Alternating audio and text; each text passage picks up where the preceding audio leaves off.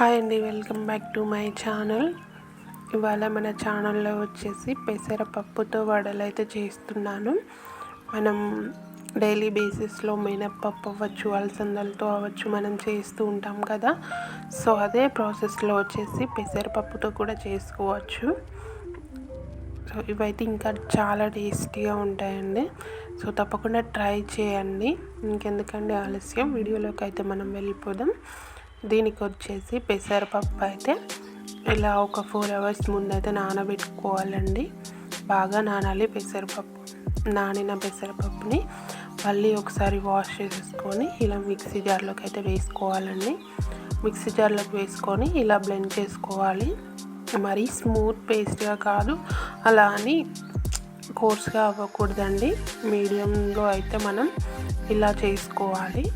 చూడండి, వీడియో క్లిప్లో చూస్తున్నట్టుగా ఉండాలి. పప్పు లూజ్ అయితే ఉండొద్దండి, గట్టిగా ఉంటేనే మనకు వడలు మంచిగా వస్తాయండి. చూడండి, ఇలా ఉండాలి.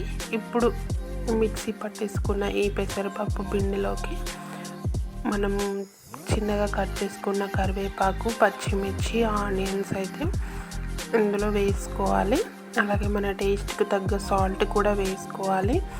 ఇవన్నీ ఒకసారి కలిసేలా మిక్స్ చేసేసుకొని మనం కారం వేసుకోవాలండి. కారం మీ ఇష్టం అండి, నచ్చకపోతే స్కిప్ చేసేసుకోవచ్చు. పచ్చిమిర్చి ఇంకా కొంచెం ఎక్కువ వేసుకుంటే సరిపోతుంది.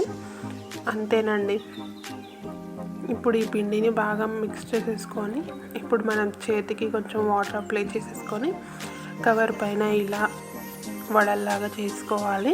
చేతితో అయినా చేసుకోవచ్చండి, కవర్ పైన చేసి చూపిస్తున్నాను నేను. అంతేనండి, ఇలా చేసుకొని డీప్ ఫ్రైకి మనం ఆయిల్ పెట్టేసుకొని ఆయిల్ హీట్ అవ్వగానే ఇప్పుడు వీటిని మాత్రం అందులో వేసేయాలి.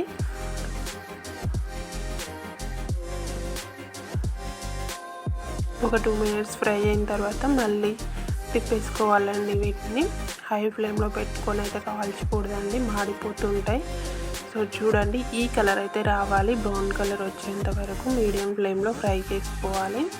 అంతేనండి, చాలా టేస్టీగా ఉండే పెసరపప్పు గారెలు అయితే రెడీ అయిపోయింది. తప్పకుండా ట్రై చేయండి.